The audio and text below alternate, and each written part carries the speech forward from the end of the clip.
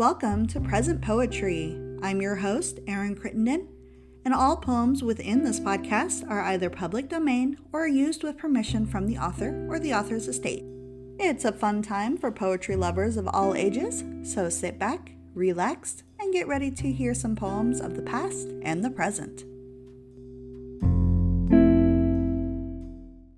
This week's featured poet is Hillaire Belloc.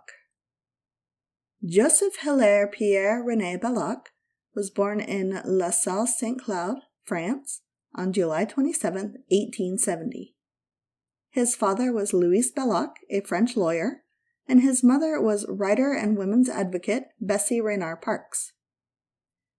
After Louis's untimely death in 1872, Bessie took her children and returned to her native home of England.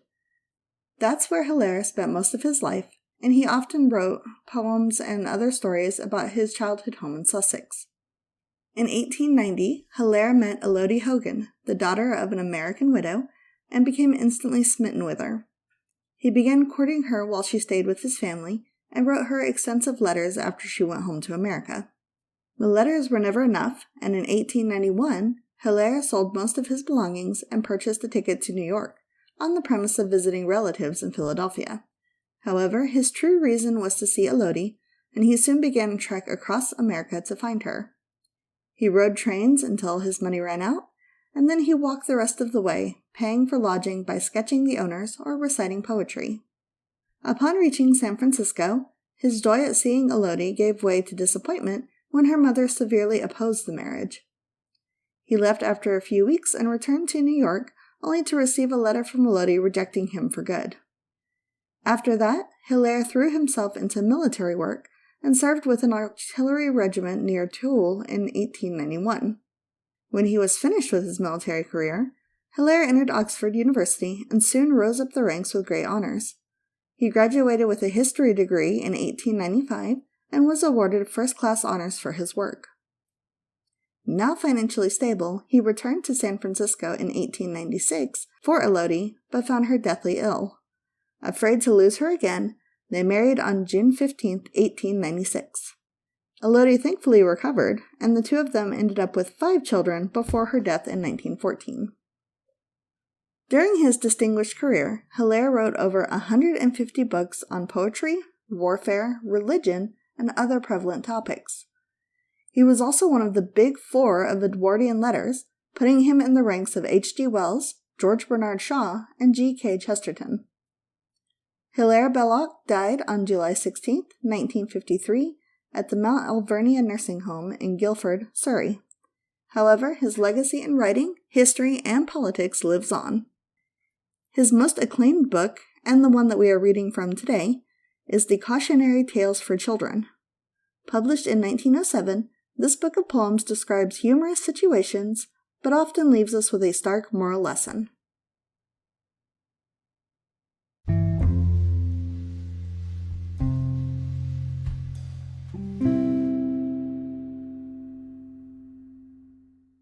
This poem is called Jim, who ran away from his nurse and was eaten by a lion. There was a boy whose name was Jim.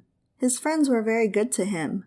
They gave him tea and cakes and jam, and slices of delicious ham, and chocolate with pink inside, and little tricycles to ride, and read him stories through and through, and even took him to the zoo. But there it was the dreadful fate befell him which I now relate. You know, at least you ought to know, for I have often told you so, that children never are allowed to leave their nurses in a crowd. Now this was Jim's especial foible. He ran away when he was able, and on this inauspicious day, he slipped his hand and ran away. He hadn't gone a yard when, bang! With open jaws a lion sprang, and hungrily began to eat the boy beginning at his feet. Now just imagine how it feels when first your toes and then your heels, and then by gradual degrees, your shins and ankles, calves and knees, are slowly eaten bit by bit. No wonder Jim detested it. No wonder that he shouted, "Ha!" The honest keeper heard his cry. Though very fat, he almost ran to help the little gentleman. "Ponto," he ordered as he came. for Ponto was the lion's name. "Ponto," he cried, with angry frown, "let go, sir! Down, sir! Put it down!" The lion made a sudden stop. He let the dainty morsel drop, and slunk reluctant to his cage, snarling with disappointed rage. But when he bent him over Jim, the honest keeper's eyes were dim. The lion having reached his head, the miserable boy was dead. When nurse informed his parents, they were more concerned than I can say. His mother, as she dried her eyes, said, "Well, it gives me no surprise. He would not do as he was told." His father, who was self-controlled, bade all the children round attend to James's miserable end, and always keep a hold of nurse, for fear of finding something worse.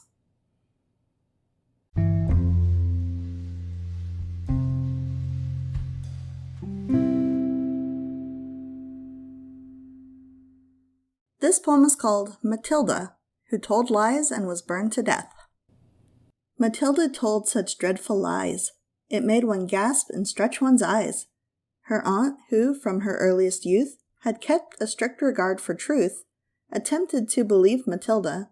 The effort very nearly killed her, and would have done so had not she discovered this infirmity.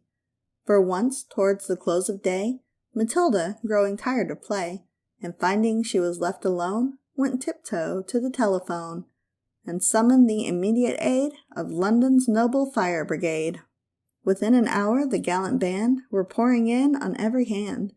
From Putney, Hackney Downs and Bow, with courage high and hearts aglow, they galloped, roaring through the town, "Matilda's house is burning down!"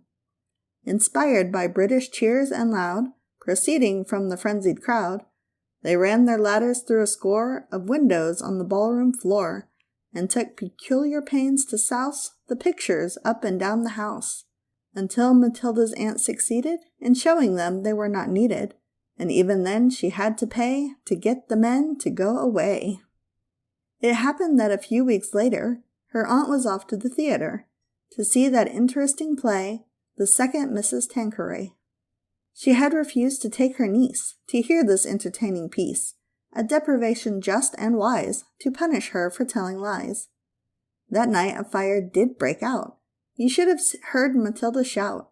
You should have heard her scream and bawl, and throw the window up and call to people passing in the street, the rapidly increasing heat, encouraging her to obtain their confidence, but all in vain. For every time she shouted fire, they only answered, "Little liar!" And therefore when her aunt returned, Matilda and the house were burned.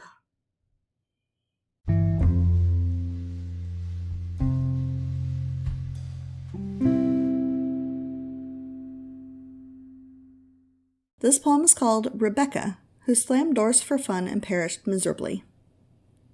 A trick that everyone abhors in little girls is slamming doors. A wealthy banker's little daughter, who lived in Palace Green, Bayswater, by name Rebecca Orfandort, was given to this furious sport. She would deliberately go and slam the door like Billy Ho to make her Uncle Jacob start. She was not really bad at heart, but only rather rude and wild. She was an aggravating child. It happened that a marble bust of Abraham was standing just above the door this little lamb had carefully prepared to slam, and down it came and knocked her flat. It laid her out, she looked like that. Her funeral sermon, which was long, and followed by a sacred song, mentioned her virtues, it is true, but dwelt upon her vices too, and showed the dreadful end of one who goes and slams the doors for fun. The children who were brought to hear the awful tale from far and near were much impressed, and inly swore they never more would slam the door as often as they had before.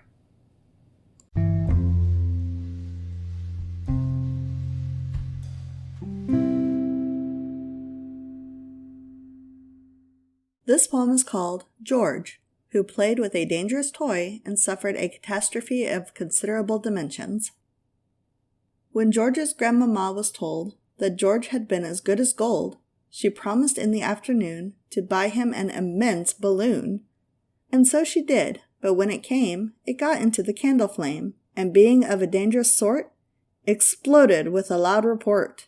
The lights went out, the windows broke, the room was filled with reeking smoke, and in the darkness shrieks and yells were mingled with electric bells, and failing masonry and groans, and crunching as of broken bones, and dreadful shrieks when worst of all, the house itself began to fall.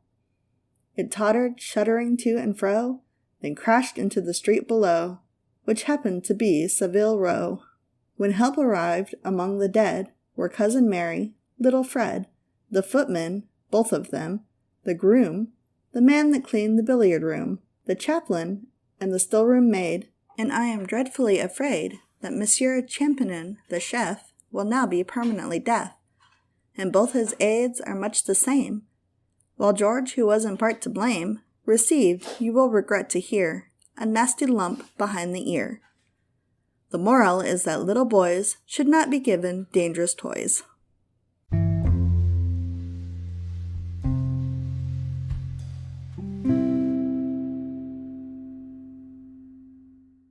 This poem is called Charles Augustus Fortescue, who always did what was right and so accumulated an immense fortune. The nicest child I ever knew was Charles Augustus Fortescue. He never lost his cap or tore his stockings or his pinafore. In eating bread he made no crumbs. He was extremely fond of sums, to which, however, he preferred the parsing of a Latin word. He sought, when it was in his power, for information twice an hour. And as for finding mutton fat unappetizing, far from that, he often, at his father's board, would beg them of his own accord, to give him, if they did not mind, the greasiest morsels they could find. His later years did not belie the promise of his infancy. In public life he always tried to take a judgment broad and wide. In private none was more than he, renowned for quiet courtesy. He rose at once in his career, and long before his 40th year, had wedded Fifi, only child of Bunyan, first Lord Aberfield.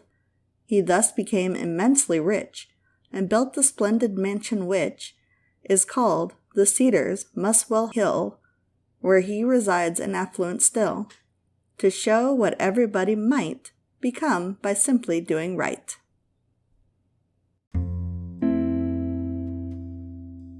Thank you for listening to this episode of Present Poetry.